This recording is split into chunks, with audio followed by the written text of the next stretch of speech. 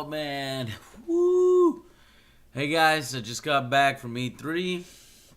Voice is a little raspy. Fuck, I'm tired as hell. So start with Microsoft. Games. These motherfuckers went back to games. They tried to satisfy their core market, and I was very, very happy to see that. There's fucking mind control devices. Here, the Xbox, they were like, put this on, and I didn't know it lit up or anything, and so it just looked like a big unit, and I was like, oh shit, they're fucking putting trackers on us. They're gonna know exactly where Angry Joe is, so when he talks shit, they can remote detonate me. Or if I walk by the Sony booth or Nintendo booth, the thing will go red and or something like that. But all it was just, to do some fancy light shit because we were in an arena and you can see the lights. Check it out.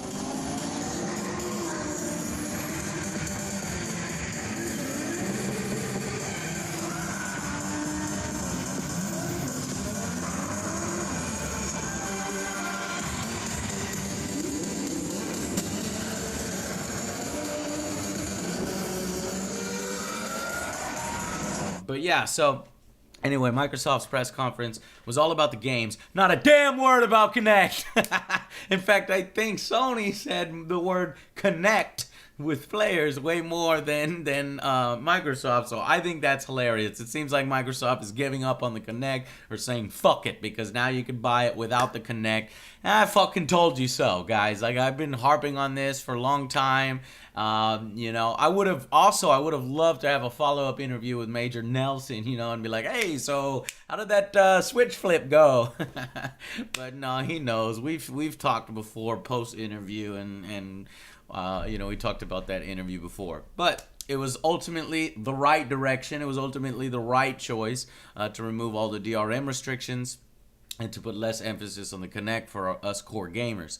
As far as the show, what they showed off for exclusives, Forza Horizon 2. I'm a car guy. Can you do that again? Oh.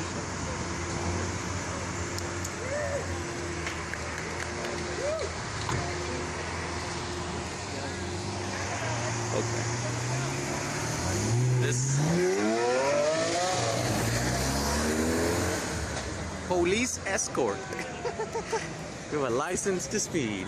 I'm just not really all that excited about Forza Horizon 2. Forza's never really been my game. Maybe the Horizon makes it a little bit better with its different style, but I'm just looking for a little bit more innovation. I haven't really seen a whole lot of media on it, but I want more innovation in the racing genre. I think has grown stale and stagnant and filled with microtransaction these days. Something more like The Crew. That kind of stuff gets me way more excited than, a sequel to Horizon. But did you see on the Xbox pre-show, they gave the Angry Army a shout out. If you look there real quick, you could see me with my cell phone and the Angry Army being promoted. Check that out. Oh shit. And I didn't even have to pay for that commercial for the Angry Army. Sunset Overdrive, though, looked good. It looked like a next-gen game. I never made it on over to the Sony, the Microsoft, or the Nintendo booth, so unfortunately I don't have any coverage for any of those games. But I did dig in the trash for you guys. I was talking with some YouTube people, and people were coming up to me, Angry Joe, and I looked over there in the trash. I saw, like, this can. Here it is. So this is the drink, apparently. I found this in the garbage. I fished this out. That's dedication in the Angry Joe Show. This is the overcharged Delirium XT. Somebody else drank this. I didn't, but I got it and I saw it because I was like, oh shit, if I ever do a review on it, I could use this as a parody and turn myself into a zombie. So that's dedication for you guys. Sunset Overdrive was cool. Disney Fantasia, that seems like a perfect fit for music and people that love Disney. Dance Central Spotlight, yeah, obviously it was probably the only, Kinect game they showed off there, so good on them. Fable Legends, they showed off gameplay. Now, Fable, you guys know my history with Fable. I was like, okay, impress me. And I wasn't really that impressed. I guess maybe it's the world of Fable that I'm just not quite into.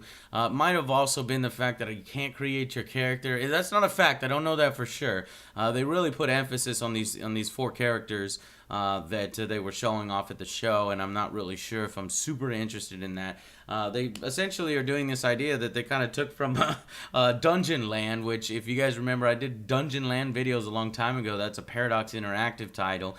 And I really like Dungeon Land, so I will give Fable Legends a look and see how it goes. But it's just odd that they're going in that direction rather than a standard Fable sequel, obviously, to try to continue the series and make even more money.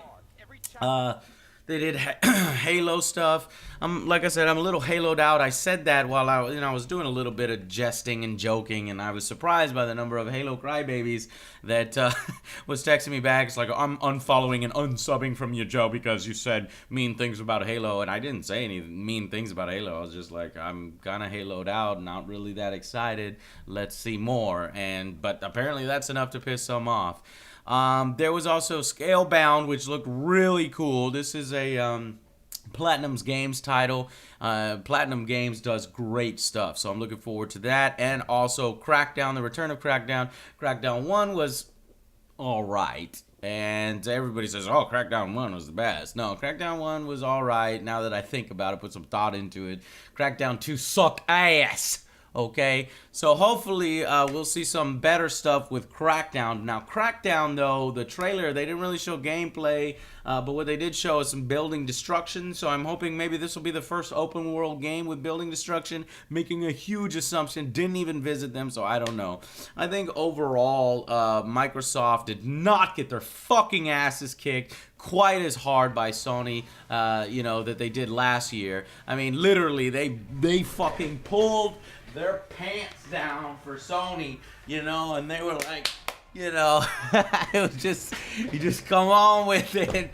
They did all the work for Sony, and of course, Sony stuck it to them last year. But this year, I think Microsoft did a good job going back to the core gamers, and it was a solid press conference. So I'd probably rate it a B.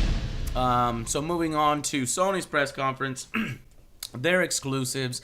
The Order 1886, this time what they showed off is doing more horror type stuff, which I thought was good. The game is looking impressive. I'm not really convinced and sold on the setting yet, but at least it's a new IP. It's something interesting and unique. Then they did Entwined, which I wasn't really into. Infamous First Light, it's good to hear that, but that's DLC. But they're putting it out centered stage. I think they could have used that for Uncharted 4, which they saved till the end. That's their big announcement. And then they had Little Big Planet 3. I've never played any of the Little Big Planets because I'm a new Sony fan, or a new Sony owner. And so then they did Let It Die, Abzu or Abzu, and then The Last of Us HQ, which I was like, fuck yes, remastered for PS4. I'm buying that shit at day one that shit comes out because I cannot wait to play the game. Or I thought in comparison to Microsoft's press conference, Sony press conference was really inconsistent. Like it started somewhat strong. Actually it started rather average with the Order 1886, and it went that way and it went up and down. But it completely fucking dropped. Okay, because they didn't want to focus on gamers. They wanted to bring you some information on their television. So they were like, TV Sony, numbers. We're awesome. We're the badass, kind of thing. And they had this CEO up there that's like, I'm so happy to be up here. I never imagined myself in a million years being up here.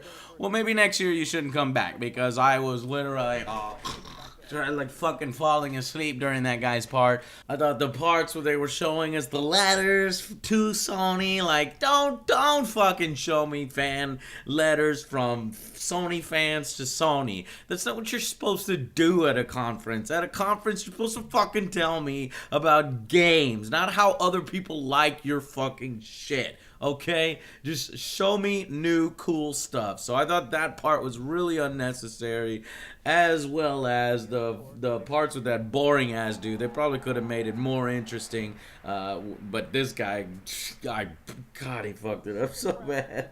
I was like, please stop talking.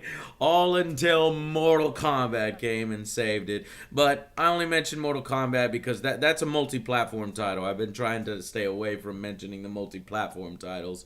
I think they mentioned Magica 2. I'm not sure if that's a PS4 exclusive, but PS4 definitely has a lot of indie title backup, especially the super impressive No Man's Sky. Again, they're being very mum on whether that's a timed exclusive, though I'm hoping that we will see it on PC as well. But one of the things I noticed about Sony's press conference is the disappearance of PS Vita titles, you know?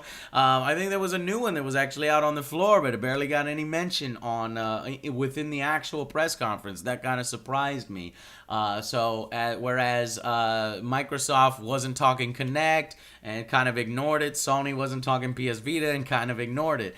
And then finally they did free-to-play stuff, and there's this game I saw, guys. I'm going to do a lot of content on it because it blew me away. Kingdom Under Fire 2. It's one of the games that was on my top 20 most anticipated games of 2014, and I checked it out with a demo. It's fucking real. It's gonna be awesome. And I saw that for half a second up on Sony's free-to-play section. So even though their conference was extremely boring, they had 2 hours to fill, so obviously there's going to be some content in there that's not games, but you know, if you're trying to get people excited to buy a PlayStation 4 and beat Microsoft's ass last year like they didn't really do it this year, though they threw out a few jabs at other companies, which I thought was funny.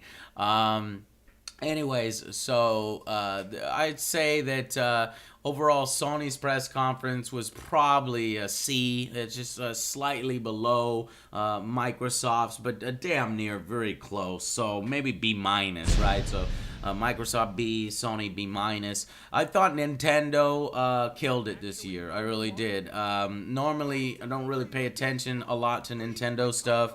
I have not yet been interested in buying a Wii U, but this year with the amount of titles they were showing off, Super Smash Brothers, Zelda, they also showed off very quickly at the end there, and it was on the floor, the Star Fox teasers and stuff coming for that. It seemed as if every goddamn character in Mario is getting their own game now. So you got Yoshi, Yarn Island, you got who else? Toad, I think, is getting his own game. And then Kirby's got one, but I know Kirby, but that's separate. And so there was lots and lots of good stuff from Nintendo, and then Nintendo wants to get on that fucking toy money, the Spylanders. So now they got their own technology. What's that shit called? Amiibo or something like that, where they have little action figures that you can scan into there. So I thought that was pretty crazy. Another title that really impressed me was Xenoblade Chronicles X. Like, I'm fucking super into like space combat and space opera, and this anime kind of style looks real good. And I've seen stuff on it before on YouTube, so it's starting to pique my interest. It didn't make my top anticipated games of 2014 because I completely forgot about it. So that let me know about it again. And then of course Monster Hunter is there. Jared, who I was staying with, he's big on Monster Hunter, so he was like all over Monster Hunter. I gotta check it out. I mean, I think it may be a little bit too grindy for me, but and I gotta mention Hyrule Warriors, which is a Dynasty type Warriors game with Zelda. So yeah, so I thought Nintendo this year is the guys that took it. So Nintendo's press conference, even though they did a live stream and they didn't have to go and do all this fucking bullshit, they didn't do all that shit, I felt that this year they kind of won it. So the final rating for them, I'd give it, higher than Microsoft, which was a B. So B plus, because all the conferences were rather average this year. Nobody spanked the ass of the other one. So those are all my grades for E3. I'm going to make a separate video to let you guys know, because this one ran a little long, what my opinion is on the top 5 games that I saw at E3 and that you possibly, potentially should fucking buy. Possibly, potentially. No, you should buy. These are games that I've either got my hands on, or I'm so fucking confident that I will let you slap me in the face if they turn out to be shitty. Maybe I shouldn't say that. We won't do that, no. But these are the top 5 games that I personally got demos with or saw at E3 that were fucking amazing. But to wrap up the video, overall, this E3, there really wasn't anything that kind of blew me away. Nothing that was that really surprised me, and I was like, holy fucking shit. Just some damn good games. But it looks like, actually, to me, it looks like 2015 is really shaping up to be an amazing year to be a gamer. But there are some good titles coming out in 2014. So, it's the end of this vlog, and stay tuned for a bunch of video interviews that I got for you guys. Some good exclusive information, exclusive sit-down things, and fucking just shooting the shit with developers, having a good time. I got quite a bit. And then I'll give you the top 5 games you guys need to be on the lookout for. All right? I'll see you guys on the next Angry Joe Show.